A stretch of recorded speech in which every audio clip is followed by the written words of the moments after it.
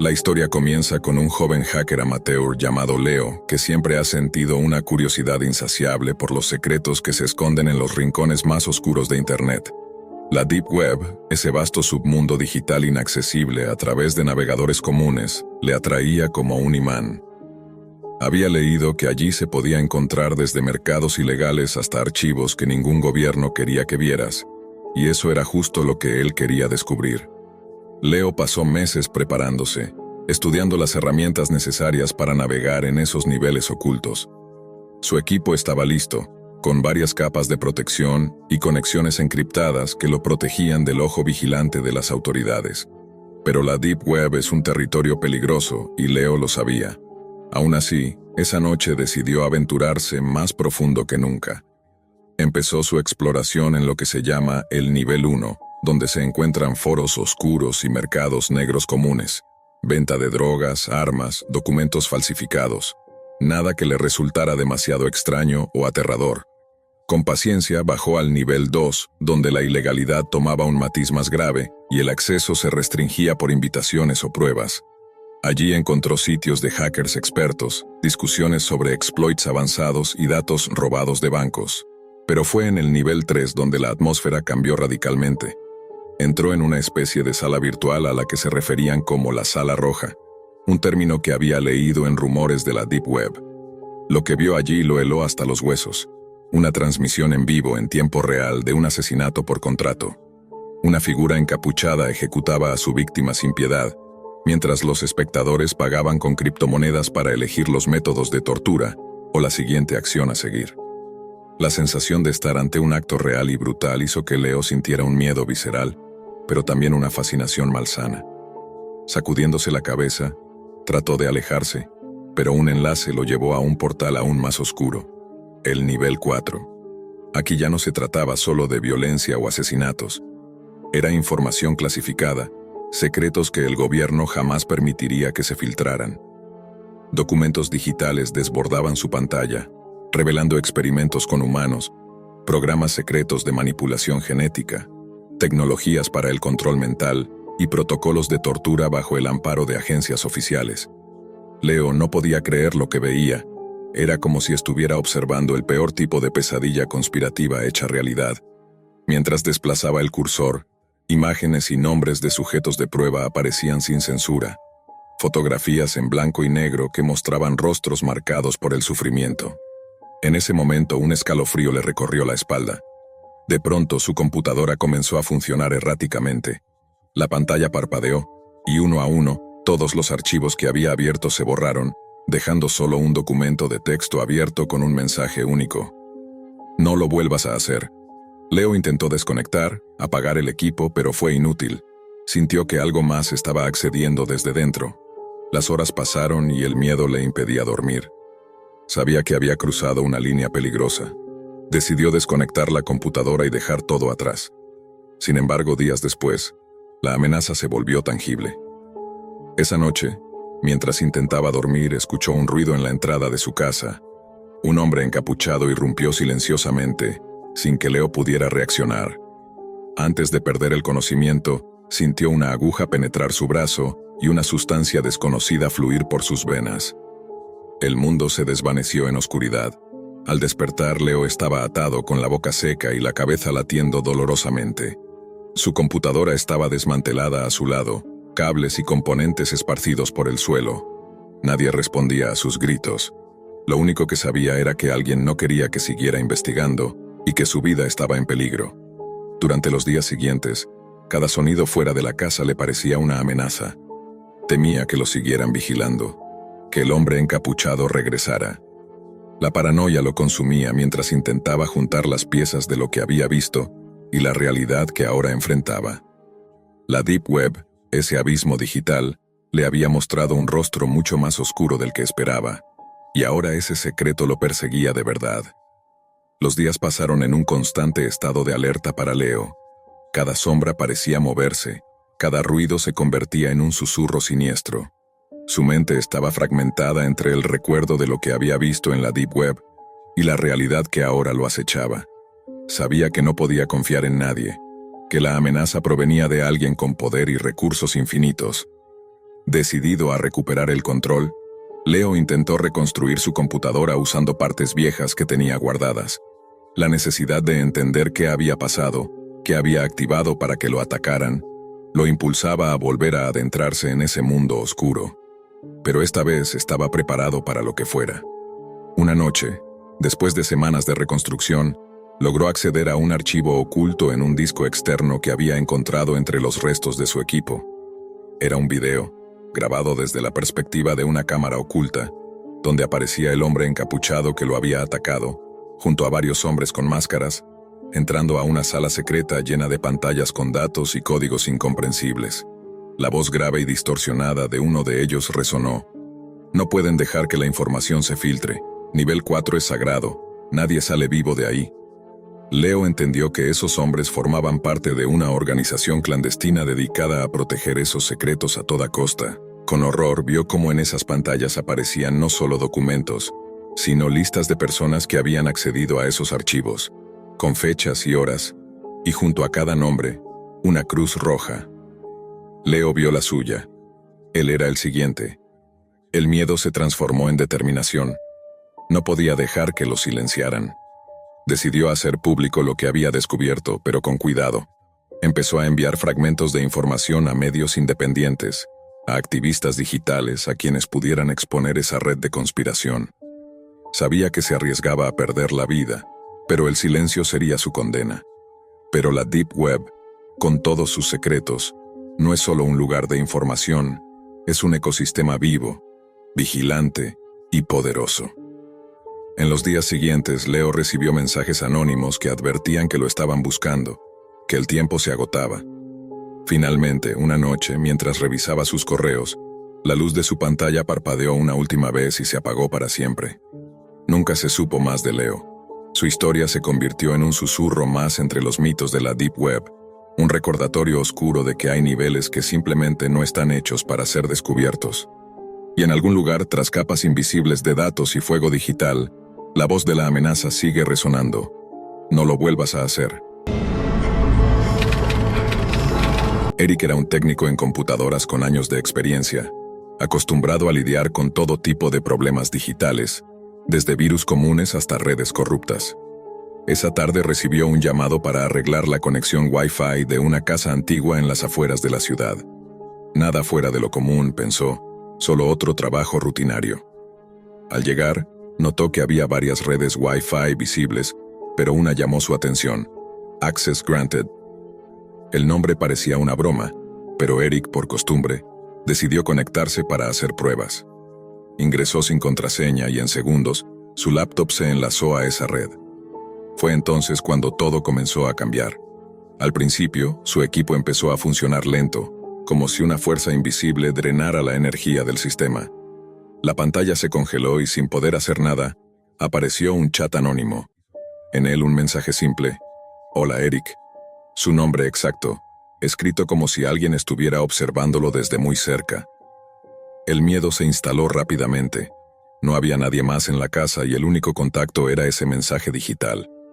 Respondió con cautela, pero no obtuvo respuesta inmediata. En su lugar, la pantalla cambió a una serie de imágenes, fotos claras de su casa, tomadas desde diferentes ángulos, como si alguien hubiese estado acechando durante días. Luego la pesadilla se intensificó. Imágenes de su familia aparecieron, sus rostros en momentos íntimos, risas grabadas en secreto, conversaciones privadas. Todo su historial de búsquedas en Internet, desde las más triviales hasta las más comprometedoras, estaba desplegado frente a sus ojos. El chat se activó de nuevo con un solo mensaje: «No intentes desconectarte, esto apenas comienza».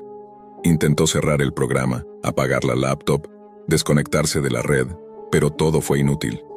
La pantalla explotó en una serie de videos horribles: suicidios, mutilaciones y actos de violencia inexplicables. Cada imagen parecía estar diseñada para romper su mente, para destruir su cordura poco a poco. Un escalofrío le recorrió la espalda cuando la última imagen desapareció para revelar un nuevo archivo en el escritorio, una carpeta llamada Tu Realidad.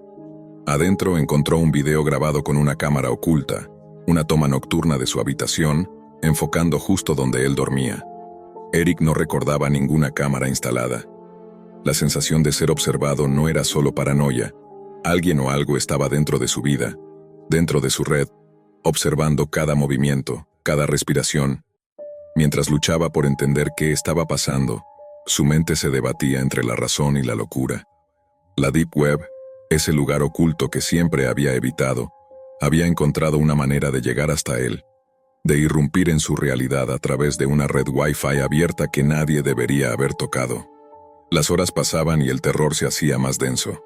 Cada vez que intentaba reiniciar, la laptop se negaba, y la carpeta Tu Realidad se actualizaba con nuevas imágenes, cada vez más inquietantes, más personales. Eric sabía que no podía contarle a nadie porque nadie creería lo que estaba viviendo. La red fantasma, como la empezó a llamar, era mucho más que un simple hackeo. Era un ente invisible, una presencia que se alimentaba del miedo, del aislamiento y de la vulnerabilidad digital. Era la prueba palpable de que la Deep Web no solo escondía información ilegal o prohibida, sino también a quienes acechaban y vigilaban en silencio, listos para invadir la vida de cualquiera que se atreviera a conectarse sin permiso. Eric trató de buscar ayuda en foros especializados, pero cada intento se topaba con muros invisibles. Los links que encontraba se caían, las páginas desaparecían, y los mensajes que enviaba nunca tenían respuesta. Era como si la Deep Web misma estuviera borrando cualquier rastro de su situación. Esa noche, decidió mantener la laptop apagada, pero el silencio no lo calmó. Al contrario, el miedo crecía con cada sombra, con cada ruido extraño afuera de la casa. ¿Y si el ente había logrado entrar más allá del mundo digital? ¿Y si ahora lo vigilaba en tiempo real, no solo por una cámara oculta, sino desde algo mucho más cerca, mucho más aterrador? Con la conexión a Access Granted aún activa en su memoria, Eric comenzó a entender que la Deep Web no es un lugar lejano ni remoto, sino un espacio que puede colarse en lo cotidiano, a través de cualquier red abierta, de cualquier punto débil en la tecnología. Un lugar donde las fronteras entre lo virtual y lo real desaparecen, y donde alguien puede observarte sin que tú puedas verlo. La paranoia se volvió su compañera constante. Revisaba cada rincón de la casa, desconfiaba de cada sonido. Pero la laptop nunca dejó de mostrar esa carpeta, esos videos, esa prueba indeleble de que había alguien más ahí, en la sombra digital, vigilándolo. Cada intento de apagar la máquina era un fracaso. La red fantasma parecía tener vida propia, controlando cada byte, cada píxel, cada sonido que salía de sus altavoces. Eric comenzó a cuestionar su propia cordura, preguntándose si lo que veía era real o producto de una psicosis inducida por ese encuentro con lo desconocido. La noche se convirtió en un largo tormento digital. La Deep Web, con su infinidad de secretos oscuros, había encontrado en él una víctima más, atrapada en un juego macabro de vigilancia y control. El Wi-Fi fantasma no solo robaba información, robaba la tranquilidad, la privacidad y, poco a poco, la mente de Eric. Mientras los minutos se convertían en horas, y las horas en un abismo de miedo, Eric entendió una verdad aterradora. Desconectarse no era una opción, porque la red fantasma no estaba en su laptop, ni siquiera en su casa. Estaba en todas partes, en el aire, en las ondas invisibles que conectaban cada dispositivo, en el tejido mismo de la realidad digital que creía conocer. Y esa era solo la antesala de algo mucho peor.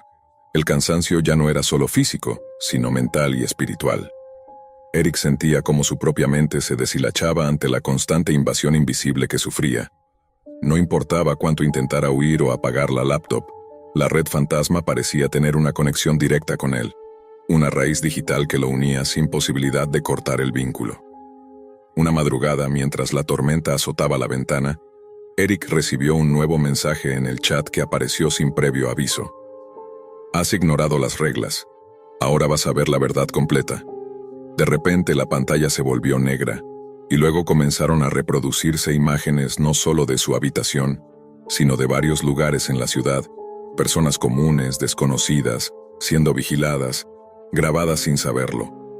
El mensaje era claro. Él no era el único. La red fantasma no era un simple virus ni un hacker solitario, sino un ente omnipresente, un sistema de vigilancia oculto, conectado a la Deep Web, que se alimentaba del miedo y el control. Su alcance era global, invisible, imparable, En ese momento, Eric comprendió que al conectarse a aquella red Wi-Fi llamada Access Granted, había activado un portal, una puerta que une el mundo real con la Deep Web más oscura, y que él había sido la primera víctima visible de ese nexo. Sintió un frío intenso, y luego la laptop se apagó sola, pero esa noche no pudo dormir. Sabía que, aunque la computadora estuviera apagada, la red fantasma seguía ahí, observando, esperando, y acechando a través de cualquier señal invisible que él ni siquiera podía percibir. La última imagen que guardó en su mente fue la de su propio reflejo en la pantalla oscura, distorsionado y rodeado de miles de ojos digitales que brillaban en la penumbra. Porque en la era de la conexión, la Deep Web no solo guarda secretos, sino que crea monstruos. Y el Wi-Fi fantasma es uno de ellos. Nunca imaginó que algo tan retorcido podía existir en la Deep Web. Él solo quería impresionar a unos compañeros de su carrera en criminología, demostrar que no solo hablaba de teorías, sino que se atrevía a mirar lo más oscuro del Internet. Pero aquella noche, cuando el navegador Tor abrió las puertas a las capas más profundas del ciberespacio, se topó con algo que no solo le quitó el sueño, sino la cordura. Su nombre era Daniel. Tenía 22 años, estudiante universitario, curioso por naturaleza. No era la primera vez que entraba a la Deep Web, pero hasta ese momento, todo había sido limitado. Foros de hackers, drogas falsas, criptomonedas robadas. Nada que lo preparara para lo que encontraría en aquel hilo oculto titulado The Last Dance, Vol 8 Inches. El foro estaba enterrado dentro de otro foro, al que llegó tras ingresar una dirección compartida en un grupo de Telegram con advertencias que parecían exageradas. No entres si no estás preparado. Esto no es un juego. Si ves su rostro, no la olvidarás jamás. Pero claro, Daniel no tenía miedo. Lo movía una mezcla de adrenalina y escepticismo. Pensaba que todo era parte de una puesta en escena, videos actuados por gente sin límites morales, pero sin peso real. Hacía clic tras clic sin pensar en las consecuencias, hasta que cargó el video. La pantalla era oscura. Música antigua sonaba de fondo, un tango rasgado por interferencias. Cuando la imagen tomó forma, vio un salón decorado como un teatro decadente. Cortinas rojas con moho, luces tenues, y al centro, una mujer vestida con un vestido de gala negro, maquillada con un estilo gótico, piel pálida, ojos hundidos y una sonrisa escalofriantemente serena. Se presentaba como Miss Necrofilia, no hablaba, no hacía falta. La cámara la seguía mientras caminaba hacia lo que parecían dos maniquíes, pero no lo eran. Los cadáveres tenían el rostro maquillado, los ojos cosidos para mantenerlos cerrados, y estaban vestidos con trajes de gala. Ella los tomaba de las manos, uno a uno, y comenzaba a bailar con ellos, guiándolos con una delicadeza perturbadora. Sus movimientos eran fluidos, casi profesionales, como si se tratara de una verdadera competencia de tango. Daniel sintió un escalofrío cuando la cámara hizo un primer plano. El maniquí tenía marcas de putrefacción. El rostro se caía a pedazos en algunas zonas, pero los labios estaban pintados de rojo y el cabello, peinado con esmero. Las uñas brillaban como si acabaran de salir de un salón de belleza. En la esquina del video, un texto en tipografía cursiva, dedicado a mi esposo Javier. En el segundo acto del video, Miss Necrofilia bailaba con un niño. Pequeño, rígido, con una máscara de carnaval que cubría media cara. En el fondo, una voz de ópera sonaba como si fuera una ceremonia. Daniel sintió náuseas. Algo en su interior le gritaba que cerrara todo de inmediato, pero estaba hipnotizado. El tercer maniquí era un bebé. Envuelto en un tutú rosa, su cuerpo tenía puntos negros en la piel, como si llevara muerto semanas. Pero lo que quebró por completo la mente de Daniel fue un instante, apenas un parpadeo. El bebé movió la cabeza. Apenas un centímetro. Pero lo hizo. Daniel se echó hacia atrás. Se golpeó la silla. Cerró la pestaña, el navegador, desconectó el Wi-Fi e incluso apagó el módem. Su respiración estaba fuera de control. Sentía un zumbido en los oídos, como si su mente no pudiera aceptar lo que acababa de presenciar. Se duchó, trató de dormir. Se dijo a sí mismo que había sido un montaje, que alguien había usado animatrónicos o efectos especiales, que todo era actuado. Hasta que a las 3:47 de la mañana, recibió el mensaje. No tenía remitente. Solo apareció en su bandeja de entrada de correo electrónico universitario con el asunto: ¿bailamos otra vez? El contenido del mensaje era una sola frase: ¿te gustaría ver a Mandy en el próximo video? Mandy, su hermana, tenía solo 9 años. Tomaba clases de ballet en la academia de la ciudad desde que tenía 5. Y justo esa tarde sus padres la habían llevado como siempre. Daniel marcó el teléfono de casa con las manos temblando. «Mamá, ¿dónde está Mandy? ¿No ha llegado contigo?», respondió su madre ya con el tono alterado. «Tu padre fue a recogerla, pero dice que la maestra le dijo que Mandy ya había salido». Daniel sintió que el estómago se le caía al suelo. Las palabras «ya había salido» le perforaron el pecho. Comenzó a hiperventilar. Corrió a su computadora. Volvió a encenderla. Contra todo instinto, abrió Tor otra vez. El contenido del mensaje era una sola frase: ¿te gustaría ver a Mandy en el próximo video? Mandy, su hermana, tenía solo 9 años. Tomaba clases de ballet en la academia de la ciudad desde que tenía 5. Y justo esa tarde, sus padres la habían llevado como siempre. Daniel marcó el teléfono de casa con las manos temblando. «Mamá, ¿dónde está Mandy? ¿No ha llegado contigo?», respondió su madre ya con el tono alterado. «Tu padre fue a recogerla, pero dice que la maestra le dijo que Mandy ya había salido». Daniel sintió que el estómago se le caía al suelo. Las palabras «ya había salido» le perforaron el pecho. Comenzó a hiperventilar. Corrió a su computadora. Volvió a encenderla. Contra todo instinto abrió Tor otra vez. Entró al mismo foro. No estaba. El hilo había desaparecido. Todo el subforo estaba cerrado, con un mensaje cifrado en hexadecimal. Se conectó al grupo de Telegram. Ya no existía. Las cuentas de los usuarios estaban borradas, como si nadie jamás hubiera estado allí. Durante las siguientes horas, Daniel recibió otros 3 mensajes. El segundo contenía una imagen, borrosa, pero inconfundible: el tutú rosa de ballet de Mandy. El tercer mensaje fue más directo: ensayo esta noche. Invitado especial, tú. Acompañado de una dirección IP oculta que parecía ser un nuevo portal.onion. El acceso requería una contraseña que no tenía, pero el mensaje decía: ya la conoces. Daniel intentó todas las contraseñas posibles hasta que, por impulso, escribió el nombre de su padre, Javier. Funcionó. Lo que apareció en la pantalla no era un sitio web como tal, sino una transmisión en vivo. Un escenario oscuro, una cortina roja y una silla al centro vacía, como si esperara a alguien. Una cuenta regresiva comenzó a marcar: 005959. Cada segundo lo acercaba a un evento que no quería presenciar. Durante esa hora, Daniel trató de comunicarse con la policía. Nada. Llamó a su padre, quien ya estaba en la comisaría local. Las cámaras de la academia de ballet no funcionaban ese día.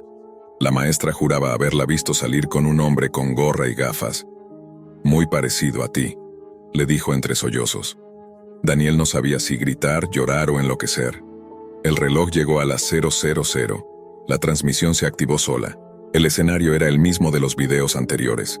Cortinas rojas, luces débiles, música antigua. Miss Necrofilia caminó desde la oscuridad, más elegante que nunca, como si fuera una reina macabra en su trono de horror. Se detuvo frente a la cámara y sonrió. Por primera vez habló. «Bienvenido, Daniel. Esta noche, el baile será personal». El sonido del piano comenzó. Un nuevo cadáver fue traído al escenario, pero esta vez no tenía maquillaje. Aún no. Y en ese instante, Daniel vio algo. Algo que reconoció al instante. La cámara enfocó al nuevo invitado del baile. Su piel aún estaba fresca, sin señales de putrefacción. Era un cuerpo pequeño, frágil, con el cabello recogido en una coleta infantil. Daniel se inclinó hacia la pantalla, con el corazón a punto de estallar. El rostro estaba cubierto por una máscara de porcelana blanca. Solo los labios eran visibles, pintados de rosa, pero no eran los labios lo que lo paralizó. Era el lazo violeta en la muñeca izquierda, uno que él mismo le había regalado a Mandy en su cumpleaños pasado. Un lazo que solo ella tenía. Sus ojos comenzaron a arder. Golpeó el teclado, gritó, lloró. Quiso romper la pantalla. Pero la transmisión seguía. Miss Necrofilia se acercó al cuerpo con lentitud teatral, como si supiera que cada movimiento suyo quemaba la mente de Daniel. «¿No estás feliz?», dijo con voz dulce. Quisiste ver más, y aquí estás. La música comenzó y ella tomó el cuerpo infantil entre sus brazos. Lo alzó con delicadeza y comenzó a girar. Un vals, esta vez, distinto al tango de los videos anteriores, más lento, más fúnebre. Daniel se arrojó hacia el botón de apagado de su computadora. La sostuvo presionada, pero la pantalla no reaccionaba. El sistema estaba bloqueado. No podía desconectarse. El navegador Tor seguía corriendo, y entonces lo notó. La cámara de su laptop se encendió sola. Una luz roja parpadeó justo arriba del monitor. La transmisión se dividió en dos pantallas. En una, el escenario. En la otra, su habitación. Daniel quedó congelado.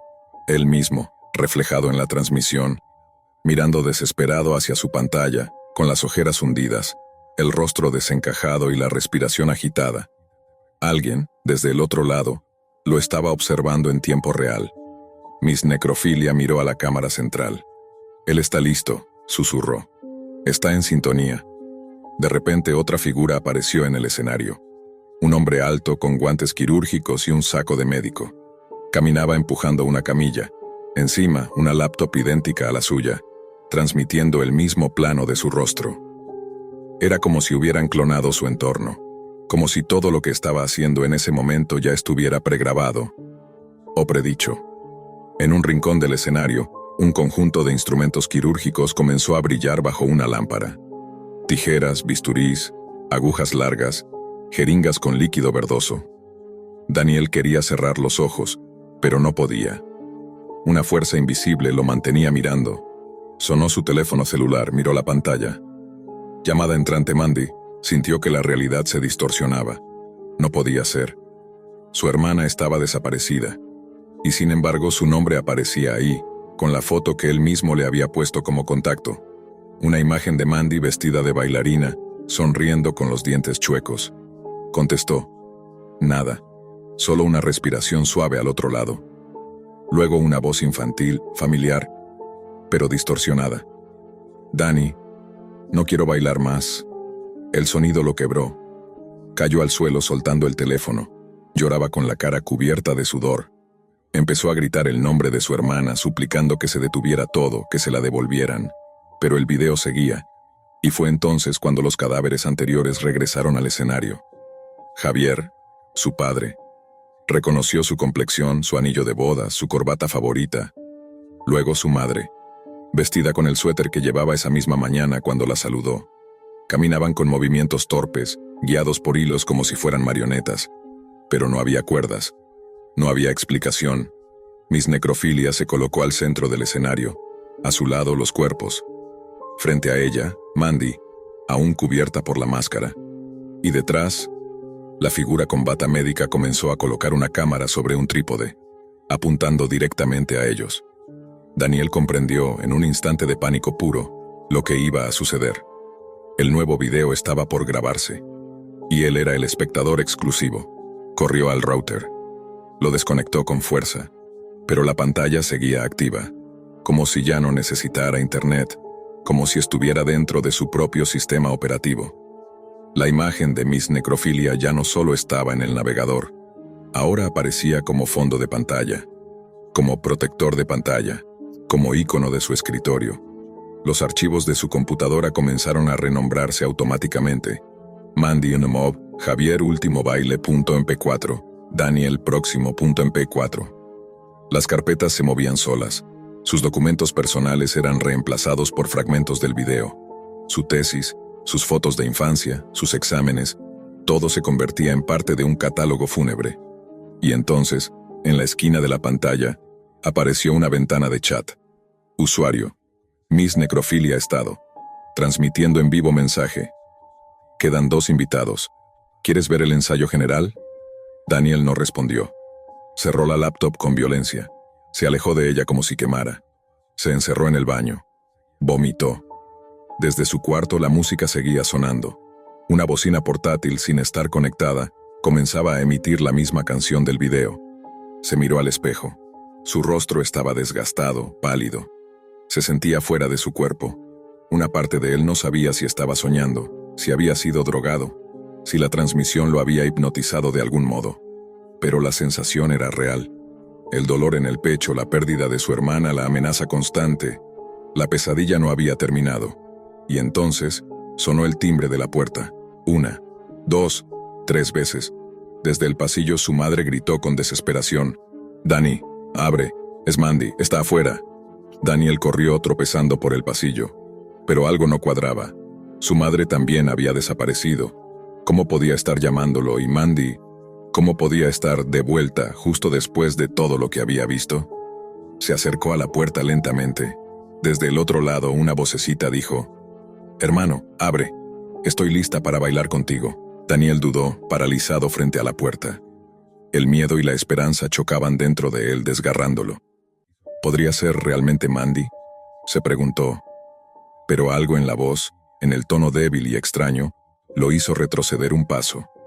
La puerta empezó a abrirse lentamente, sin que él la empujara. Un frío gélido invadió el pasillo cuando apareció ella, su hermana. Pero no era la niña que Daniel recordaba. Mandy estaba pálida, con los ojos vidriosos y sin brillo. Su tutú de ballet estaba manchado, arrugado, y en su muñeca el lazo violeta colgaba flojo, casi como una cuerda. Sus movimientos eran lentos, mecánicos, como si alguien la controlara. «Vamos a bailar, Dani», susurró con una voz que no era totalmente suya. El baile final. Daniel intentó retroceder, pero la puerta se cerró tras él con un golpe seco. Se encontró atrapado en una habitación oscura, las cortinas rojas detrás de él. En el centro, una cámara grababa cada movimiento. Una pantalla mostró un mensaje titilante: «Bienvenido al último baile, Daniel. Tu alma será la pieza final».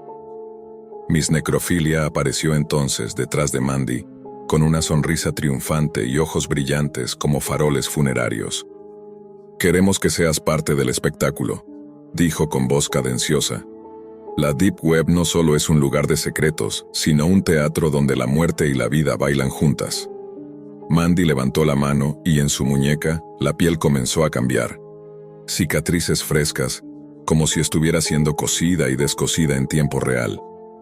Daniel comprendió la horrible verdad. Su hermana no estaba desaparecida ni viva. Era una marioneta de ese oscuro ritual digital. El video que había visto era solo un anticipo del tormento que lo esperaba. Intentó gritar, pero la voz le falló. Intentó correr, pero sus pies parecían pegados al suelo. Miss Necrofilia se acercó y tomó sus manos, conduciéndolo a un baile macabro, mientras la cámara seguía grabando.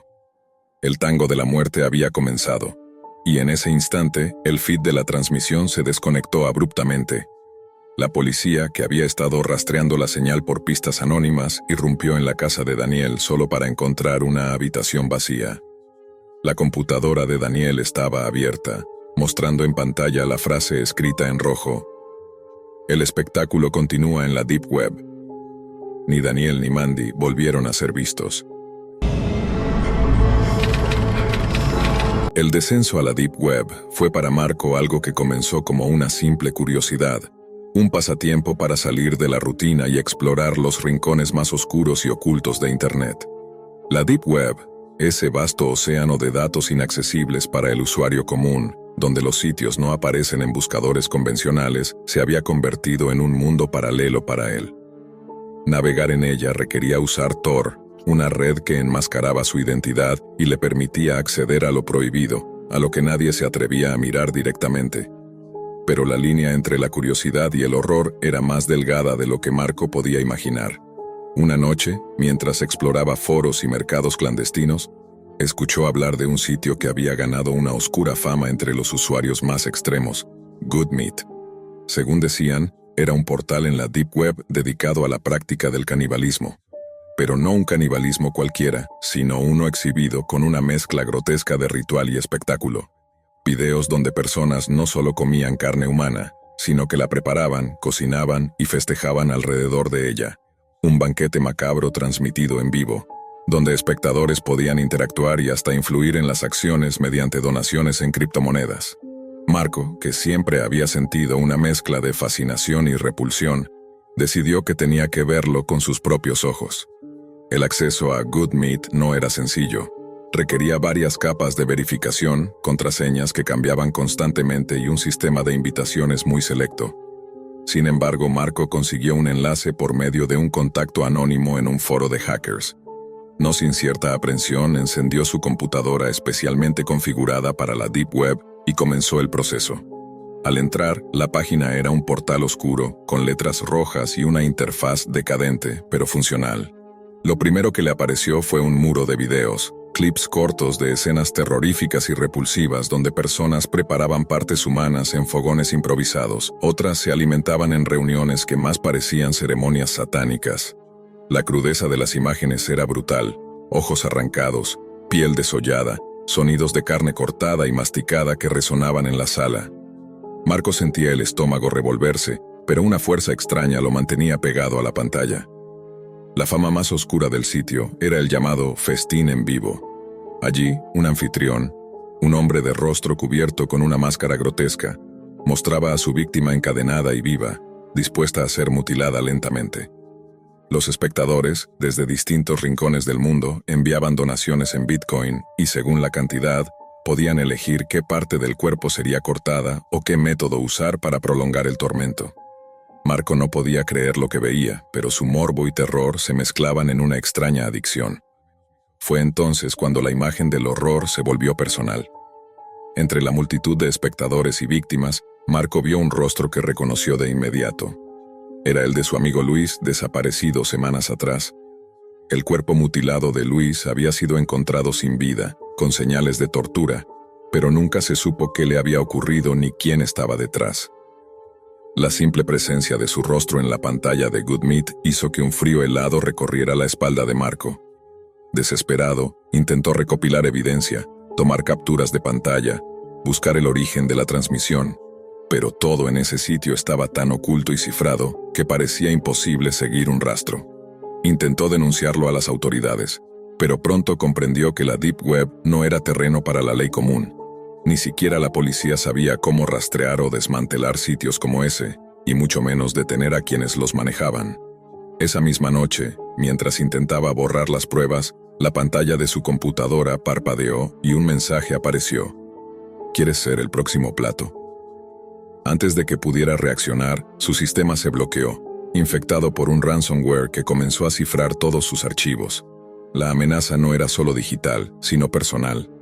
Marco sintió que ahora él también estaba atrapado en esa pesadilla, una víctima más de un mundo que se alimentaba del horror humano y que tenía el poder para destruirlo no solo en la red, sino en la realidad. Cada intento de eliminar el virus era inútil. El ransomware se expandía y con cada nuevo mensaje, las amenazas se volvían más específicas, recordándole que la Deep Web no solo mostraba horrores, sino que tenía la capacidad de convertir a sus curiosos exploradores en protagonistas de sus macabras historias. Marco se dio cuenta que su vida estaba en juego, que había cruzado un límite que no debía ser traspasado. Pero lo que más le aterraba era pensar que la red de caníbales y espectadores no era solo un grupo anónimo detrás de una pantalla. Parecía una organización real, poderosa, capaz de controlar la red y el mundo físico a la vez, con miembros infiltrados en lugares donde nadie sospechaba.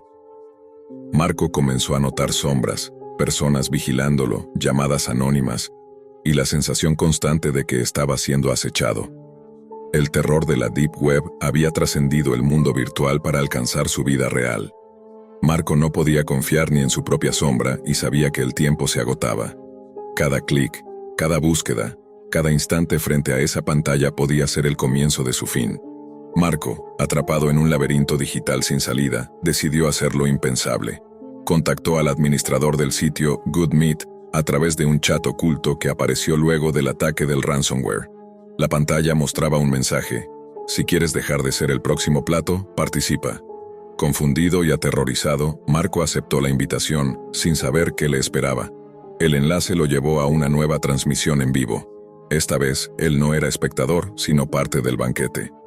Desde el otro lado de la cámara, voces burlonas le indicaban qué hacer para ganarse la supervivencia: grabar un video confesando secretos, entregar información, hasta cometer actos que dañaban a quienes lo rodeaban.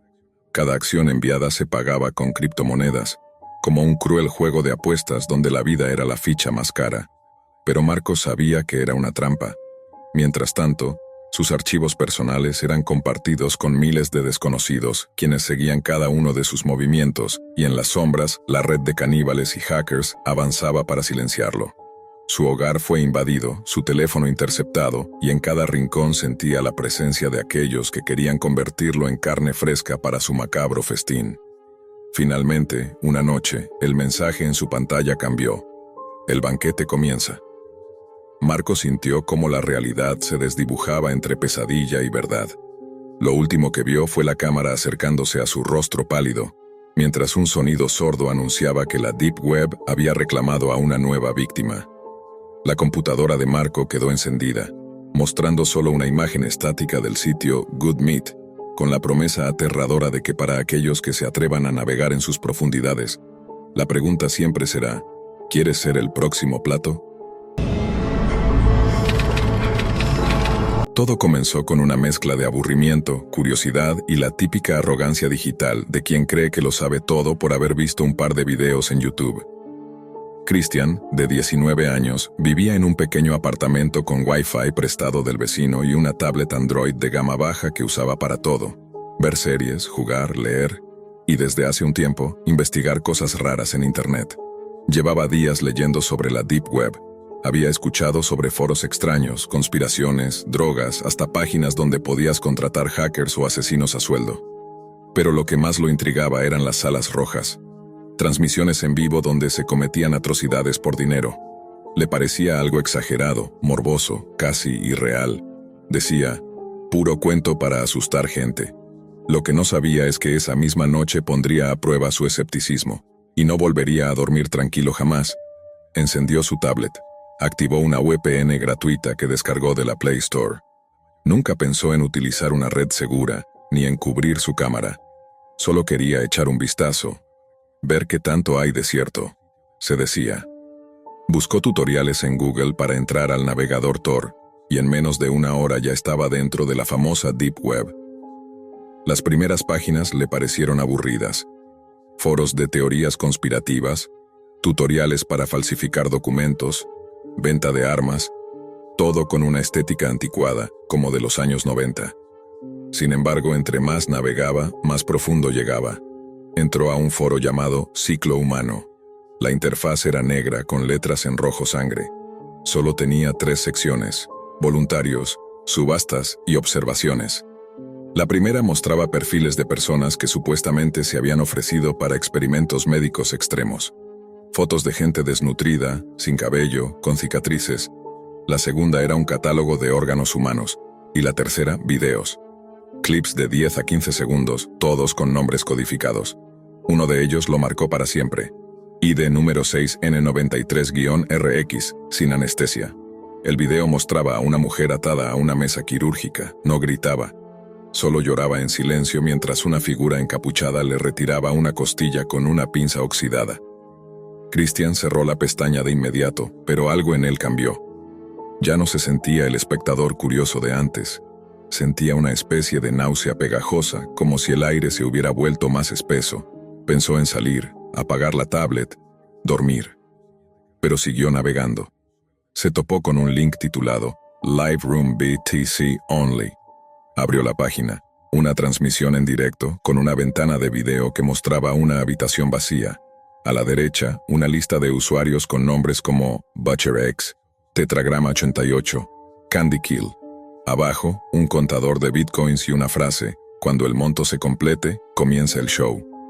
De repente apareció un hombre. Llevaba una máscara de cerdo, un delantal manchado y guantes quirúrgicos. Luego trajeron a una joven, amarrada y amordazada. Christian no pudo mirar más. Cerró la pestaña, cerró Tor, cerró la VPN, apagó la tablet, respiró profundo. Ya había tenido suficiente, estaba temblando. Se levantó, fue al baño, se echó agua en la cara. Solo fue Internet, nada puede salir de ahí. Estoy en mi casa, seguro. Volvió a su cuarto, se tiró en la cama, y por primera vez en años dejó la tablet apagada, o eso creía. A las 3:17 de la mañana, su tablet se encendió sola. La pantalla mostraba un icono de Skype parpadeando. Llamada entrante de un usuario desconocido. Christian no contestó, pero la llamada no cesaba, vibraba sin parar. Al tercer intento, la pantalla mostró el nombre del usuario, Null Host. Antes de que pudiera rechazarla, la llamada se contestó sola. La cámara frontal se activó. Christian la tapó con la mano, asustado. Del otro lado no había imagen, solo una voz, baja, distorsionada, casi susurrante. «Christian, despierta». El joven se congeló. «Christian, te estamos mirando». Colgó a la fuerza con las manos sudorosas. Apagó el Wi-Fi, quitó la VPN, desconectó la tablet. La metió en un cajón. Intentó dormir, pero cada sombra en la habitación parecía más oscura de lo normal. Sentía que lo observaban desde algún rincón. Al día siguiente, despertó con la luz del sol filtrándose por la ventana. Se levantó lentamente, aún con el cuerpo tenso por lo vivido. Fue directo al cajón. La tablet estaba encendida. No solo eso, estaba en la galería de fotos. Había una imagen abierta en pantalla. Era él, durmiendo.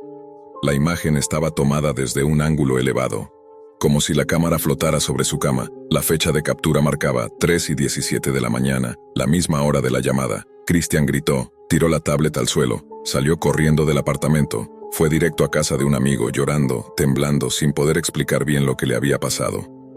Llamaron a la policía, revisaron su casa. No había señales de intrusión, nadie había entrado, las ventanas cerradas, la puerta con cerrojo. El informe fue escueto. Posible ataque remoto o autofotografía accidental. Christian sabía que eso no era cierto. Volvió a casa solo para recoger sus cosas y desaparecer. Nunca volvió a usar una tableta, ni computadora, ni redes sociales. Lo último que subió fue un comentario en un foro de ciberseguridad. No entren a la Deep Web con curiosidad, no es un juego, ellos te ven. Ellos eligen a quién mirar, y cuando ya te miran, ya no puedes cerrar sesión. Christian se quedó a vivir un par de semanas en casa de su primo Elías, en las afueras de la ciudad. Evitaba cualquier aparato electrónico, nada de tablets, ni laptops, ni teléfonos inteligentes. Dormía con la puerta cerrada, la cortina bajada y una silla atrancando el picaporte. Aún así, seguía despertando cada madrugada a la misma hora, 3:17 de la mañana. Al principio creyó que era solo estrés, trauma post-experiencia. Pero cada noche, a la misma hora, sentía lo mismo. Un zumbido en los oídos, como interferencia eléctrica, y una sensación helada, punzante, como si alguien invisible se sentara a los pies de su cama a observarlo. Una madrugada, decidió probar algo. Colocó una cámara vieja encima del armario, apuntando hacia la cama. Usó una memoria SD antigua, sin conexión a internet. Grabó durante toda la noche. A la mañana siguiente, revisó el video. Durante las primeras horas, todo parecía normal. Christian durmiendo, respirando tranquilo. Pero justo a las 3:17 de la mañana, la imagen se distorsionó durante 3 segundos. Aparecieron líneas verticales, como si la señal se corrompiera. Luego, algo aún más inquietante. En un solo cuadro apenas visible, la figura de alguien parado junto a la cama. No tenía rostro, ni contornos definidos.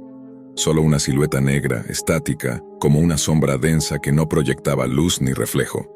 En el siguiente cuadro desaparecía. Christian pausó el video y amplió la imagen.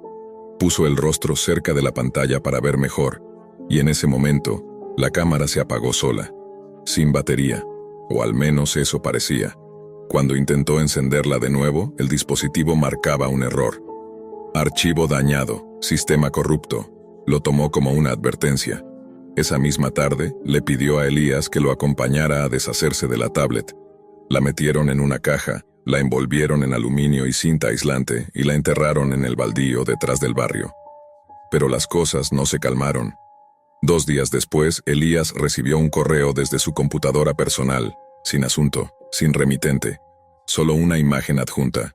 Era una foto de los dos, enterrando la caja, desde un ángulo alto como de dron, o de alguien parado en un tejado cercano. Elías al principio pensó que Christian le estaba jugando una broma, pero al ver el rostro de su primo, pálido y tembloroso, entendió que esto era más grande de lo que imaginaban. Decidieron denunciar formalmente. Fueron a la policía cibernética. Christian explicó todo: la navegación en la Deep Web, los foros, los videos, la llamada por Skype, las fotos. Les entregó la SD dañada, la imagen impresa. Incluso dibujó lo que recordaba del sitio llamado Live Room BTC Only.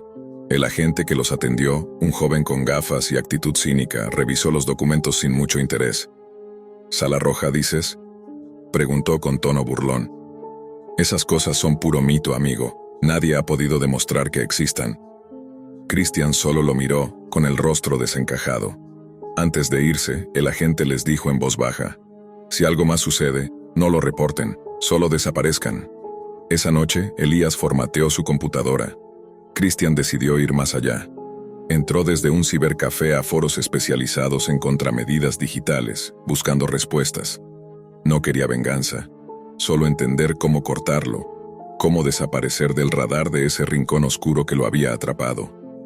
Un usuario, con el nombre Ghost Ethics, le respondió en privado: lo que viste no era solo una sala roja, era un nodo espejo. Ellos usan la cámara de quien los ve. Si entras sin protección, tu IP queda marcada como puerta abierta. Ellos eligen a quién seguir. Y si ya te miraron, no hay regreso fácil. Lo mejor es un ritual digital. Quema los accesos, destruye la red local, borra tu identidad online. Pero recuerda, si hubo contacto visual con un operador, ya no es solo código, ya hay conexión física. Christian no entendía todo, pero el mensaje final lo dejó helado. Una vez que ven tu rostro, tú formas parte del contenido. A los pocos días, los focos del apartamento de Elías comenzaron a parpadear a las 3:17 de la mañana. Luego falló el internet. Y por último, empezaron a llegar sobres sin remitente. Dentro de uno, una simple hoja. Lo estás retrasando, vuelve a conectarte. Desde entonces, Christian no duerme más de 3 horas seguidas. Ha tapado todos los espejos, no se acerca a ningún dispositivo con cámara, no usa Wi-Fi. Pero anoche, en el reflejo del microondas apagado, creyó ver algo detrás de él, una silueta, sin rostro, sin forma, esperando. Esa noche, Christian decidió rendirse. Ya no había paz. No importaba cuántas puertas cerrara, cuántas redes evitara, cuántos dispositivos destruyera. La conexión ya no era solo digital. Se había vuelto algo vivo, como si algo hubiera cruzado del otro lado, usando su curiosidad como pasaje. Tomó la decisión de regresar. Buscó una computadora prestada en una biblioteca pública. No usó VPN, no activó ninguna protección. Solo instaló el navegador Tor y volvió a buscar aquella maldita página, Live Room BTC Only. El sitio ya no existía, o al menos no de forma visible. Después de varios intentos, apareció una pantalla negra con una sola línea. Bienvenido de nuevo, Christian. Hemos estado esperándote. La transmisión comenzó sin que él la activara. Una cámara lo mostraba a él en tiempo real, frente al monitor de la biblioteca. No había error. Era la cámara de seguridad del lugar. Luego la imagen cambió. Mostraba su antigua habitación, la que había dejado semanas atrás. La cama vacía, la ventana abierta, al fondo, una figura parada en silencio, cubierta con una sábana negra. Christian retrocedió. La pantalla tembló. Una nueva línea de texto apareció. Tu rostro es parte del contenido, pero ahora queremos algo más. El sitio pidió acceso al micrófono. Christian aceptó. Una voz distorsionada salió del parlante.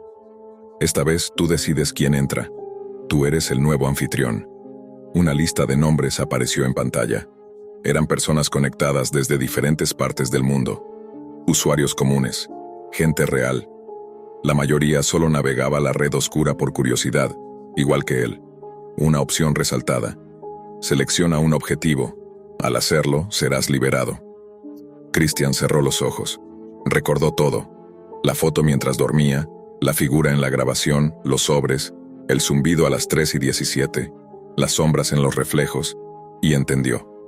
No era un simple sitio. Era un ciclo, una cadena, una maldición digital. Christian no podía escapar, solo podía reemplazarse. El cursor se movió solo hacia un nombre, Elías PC. Local, su primo, la única persona que lo había ayudado. La pantalla le ofreció 2 opciones: aceptar, rechazar. La habitación se volvió fría. El monitor parpadeó. Un pitido agudo le reventaba los oídos. El mensaje final apareció: no puedes apagar lo que ya encendiste. Christian, con lágrimas en los ojos, presionó el botón verde. Rechazar. Y en ese instante la pantalla se apagó. Todas las luces de la biblioteca se fundieron. La computadora colapsó. El sistema marcó: error de conexión. Una semana después, encontraron la silla vacía. Elías denunció su desaparición, pero no hubo rastros. Ninguna cámara de seguridad funcionó esa noche. Ninguna IP registrada. Nada. Lo único que quedó fue la computadora de la biblioteca, encendida, con una sola pestaña abierta, mostrando la imagen de un chico dormido desde un ángulo elevado, y un texto parpadeando en rojo. Nuevo host disponible, esperando conexión. Todo empezó como una broma académica. Lucas y Adrián, dos estudiantes de informática avanzada, tenían un proyecto de fin de curso sobre ciberseguridad y anonimato digital. Mientras sus compañeros diseñaban apps de vigilancia o programas educativos, ellos querían ir más allá. Algo que llamara la atención, algo provocador. Fue Lucas quien propuso la idea entre risas. ¿Y si creamos un sitio de sicarios en la Deep Web, solo para ver quién cae? La idea era simular una página tipo Hitman Inc. Component Placement ofreciendo servicios de eliminación a cambio de criptomonedas. Todo falso, sin conexión real. Una simple trampa digital para recolectar direcciones IP y demostrar lo vulnerable que puede ser el ser humano detrás de una pantalla. Lo montaron en una madrugada, usando Tor, servidores en la nube rusa y un dominio en la red .onion. La interfaz era sobria, profesional, con un formulario detallado. Nombre del objetivo, motivo, foto, dirección y método preferido de ejecución. En menos de 48 horas comenzaron a llegar los primeros mensajes. Al principio creyeron que eran trolls. «Quiero matar al perro de mi vecino», escribió uno. Pero pronto la cosa se volvió oscura, muy oscura. Una mujer identificada como Black Rose 47 envió una solicitud con un tono perturbadoramente serio. Pedía eliminar a la amante de su esposo, adjuntó fotos, dirección, y ofrecía $2,000 en Bitcoin. A las pocas horas otra petición. Un supuesto operador del norte del país ofrecía $5,000 para eliminar a un exmiembro de su organización que estaba hablando de más. Y entonces entendieron. Ya no era una broma. Lo que habían creado era un imán para la verdadera podredumbre humana. Lucas entró en pánico. Quiso cerrar todo. Adrián, más curioso, propuso esperar un poco más. Solo unos días. «Estamos recogiendo datos valiosos», insistía. Pero la noche que intentaron bajar el servidor sucedió algo que cambiaría sus vidas por completo. Recibieron un mensaje directo en sus correos personales, y no en correos falsos o cifrados. En sus cuentas reales asociadas a la universidad. El remitente usaba solo un nombre, Nullsec. El asunto decía, «Sabemos quiénes son». El cuerpo del mensaje incluía capturas de pantalla de sus rostros, fotos desde sus redes sociales, incluso una imagen tomada desde fuera del edificio donde vivían.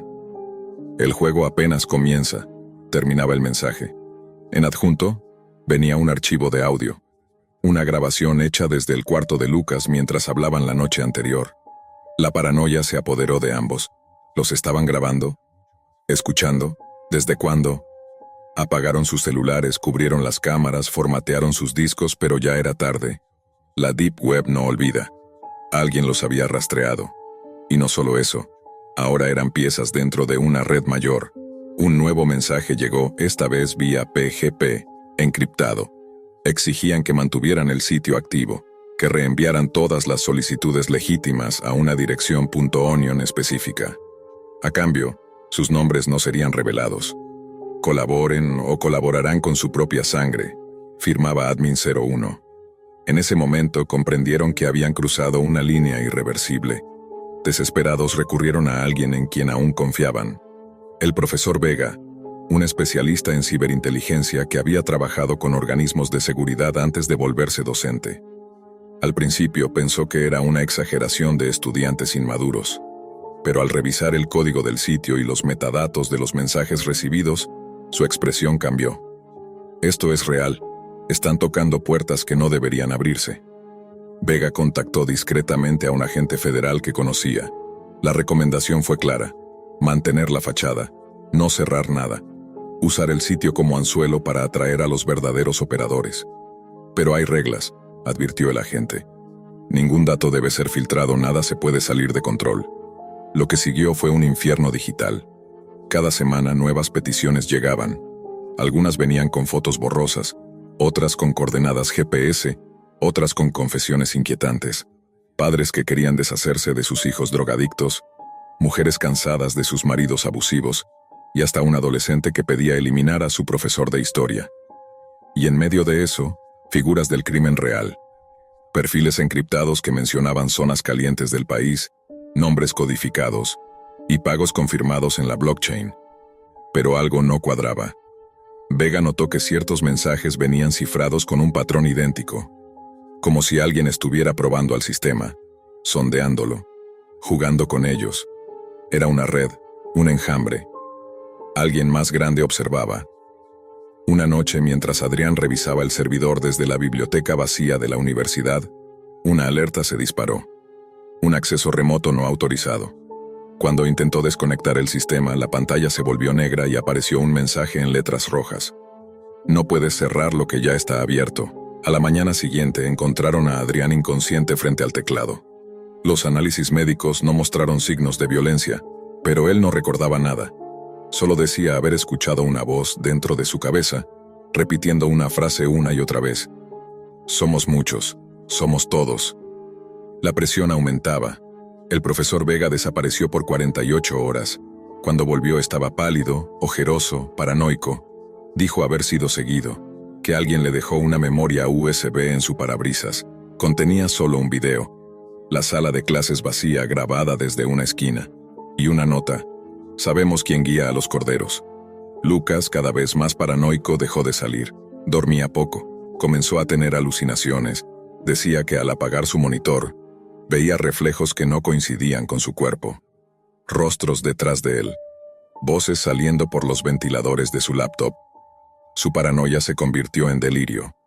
Y en medio de esa pesadilla creciente, llegó el peor mensaje. Una solicitud que no podían ignorar. Un pedido para eliminar a 2 jóvenes estudiantes universitarios. Adjuntaron sus nombres, sus fotos, sus direcciones. Lucas y Adrián. Lucas sintió un escalofrío recorrerle la espalda. Miró a Adrián esperando una sonrisa nerviosa, una reacción que confirmara que todo era solo una mala coincidencia.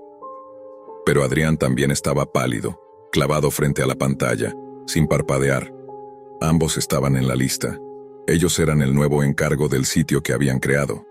La Deep Web les devolvía el reflejo de su propia creación. Intentaron eliminar todo. Cerraron el servidor, quemaron los discos duros, formatearon las máquinas, incluso cambiaron de lugar de residencia. Pero cada vez que pensaban que habían escapado, un nuevo mensaje llegaba. Siempre corto, siempre frío. Ya viene por ustedes. Lo han llamado sin saberlo. El contrato fue aceptado. Entonces comprendieron que no estaban siendo perseguidos por un cártel cualquiera, ni siquiera por un hacker. Habían abierto una puerta. Habían construido un ritual moderno con código y direcciones IP, y alguien, o algo, había cruzado al otro lado. Vega los ocultó en una cabaña rural sin Wi-Fi, sin electricidad, solo radios análogas y teléfonos satelitales. Pero el miedo ya no vivía en las pantallas, vivía en sus cabezas. Adrián comenzó a hablar solo, se despertaba gritando.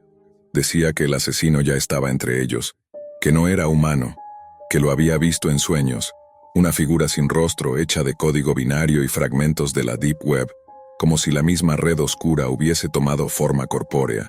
Lucas trató de mantener la cordura. Llamó al agente federal que les ayudaba. Nadie contestó.